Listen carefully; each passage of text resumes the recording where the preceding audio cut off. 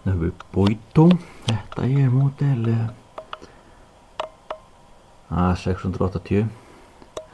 Engin framleiðslunúmer á þessu. Það tíðkast ekki að setja framleiðslunúmer á svona brasilískar haglabyssur sem með skiptilegum þrengingum. Þetta er ekki orginal á byssunni.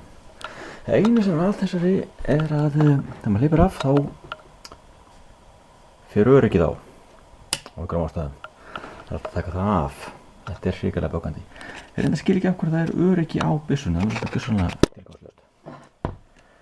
Fyrir gikkir býður upp á þannig möguleika að skjóta úr báðum hólum samtímis sem er áhugavert.